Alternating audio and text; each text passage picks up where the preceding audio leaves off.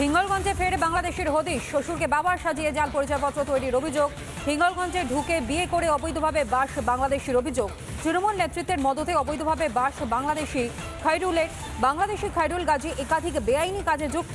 গরু পাচার সহ বেআইনি কাজে যুক্ত বলে অভিযোগ করছে বিজেপি। অন্যদিকে ভোটে বুথ দখলেরও অভিযোগও তুলে সরব হয়েছে গেরুয়া শিবির। হিঙ্গলগঞ্জের ঘটনা, যেখানে বাংলাদেশের হদিশ পাওয়া গিয়েছে এবং শ্বশুরকে বাবা সাজিয়ে পরিচয়পত্র তৈরিরও অভিযোগ ওঠে এই বাংলাদেশের বিরুদ্ধে। অর্ণব আমাদের প্রতিনিধির পাঠানো বিশেষ প্রতিবেদন দেখুন। এবার বাংলাদেশের হদিশ কোথায় না, হিঙ্গলগঞ্জ পঞ্চায়েত সমিতির অন্তর্গত স্যান্ডেলেরবিল গ্রাম পঞ্চায়েতের উত্তর বাংলা পশ্চিম ঘোষপাড়া এলাকায়। এই এলাকায় খায়রুল গাজী, তার বাবা আছে আসদাব গাজী।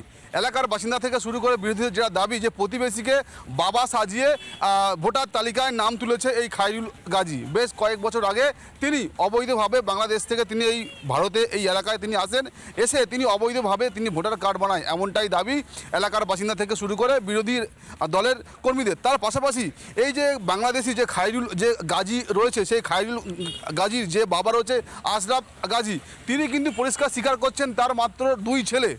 তার খায়রুল গাজী নামে তার কোনো ছেলে নেই। তিনি যেটা পরিষ্কার দাবি করছেন যে খায়রুল গাজী আদতে বাংলাদেশি, অবৈধভাবে তিনি এলাকায় প্রবেশ করেছেন। এখন এই ঘটনার পর প্রশাসন কতটা সক্রিয় হয়, এদের নাম কি আদতে কি বাদ দেবে প্রশাসন, না এইভাবেই তারা এখানে থাকবে, এভাবেই তারা শাসকের ভোট ব্যাংক হয়ে কাজ করবে, সেই দিকে তাকিয়ে রয়েছে গোটা এলাকার বাসিন্দা।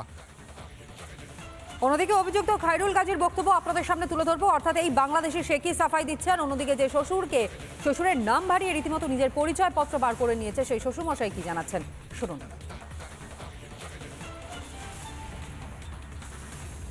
আচ্ছা, একটা অভিযোগ উঠছে যে আপনি নাকি বাংলাদেশ থেকে এখানে এসেছেন, এসে আপনি আপনার শ্বশুরকে বাবা সাজিয়ে আপনি নাকি ভোটার মনে করেছেন, এটা কি ঠিক? আমার কোনো শ্বশুর ভোটার না, আমি অরিজিনালি ছোটোবেলায় এখানে এসেছি।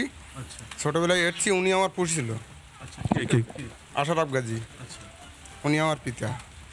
এটা কি আপনার কি মানে পালিত? কোনো পালিত পিতা না, আমরা ছোটোবেলায় এসেছি। আমি এখানে মানে কীভাবে এসেছি এটাই আমি জানি। ছোটোবেলায় মানে একটা ইয়েতে এসেছি, সেখান থেকে আমি বাংলাদেশ টেস্ট আমার কোনো ইয়ে নেই, আমি কোনো বাংলাদেশও যাইনি, কিছু না। বলছে আশরাফ গাজী নাকি আপনার শ্বশুর, এটা কি ঠিক? না না, আমার শ্বশুর না, আমরা পিতা। হ্যাঁ, মানে যে অভিযোগটা মানে উঠছে সেটা নিয়ে আপনি মানে কি বলবেন? কি বলবো, আমার এখানে অভিযোগ এখানে ওঠার কোনো কারণ নেই তো। হ্যাঁ, ইনি কি জামাই? জামাই না ছেলে? বাংলাদেশের ছেলে। বাংলাদেশের ছেলে। কে কে কে? খায়রুল। কি করে বলছেন আপনি? এই যে খায়রুল গাজী, পিতা আশরাফ গাজী। আশরাফ, হ্যাঁ, ইনি কে?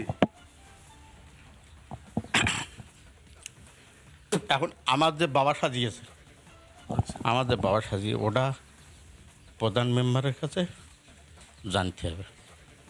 বাংলাদেশের ছেলে। কিভাবে আপনার নাম দিয়ে কিভাবে মানে ভোটার কার্ড বানাবো? ভোটার কার্ডটা আমার কাছে থাকে না, প্রধান মেম্বারের কাছে থাকে। তো সেটাতে আপনারা পেয়েছেন এটা কার কাছে? সরকারের কাছে পেয়েছেন, তাই তো ওটা সরকারের কাছে। নানা ধরনের কন্টেন্ট দেখার জন্য লাইক করুন, শেয়ার করুন আমাদের ফেসবুক পেজ, সাবস্ক্রাইব করুন আমাদের ইউটিউব চ্যানেল। পাশাপাশি অন্যান্য ব্রেকিং নিউজের জন্য অবশ্যই চোখ রাখুন রিপাবলিক বাংলায়।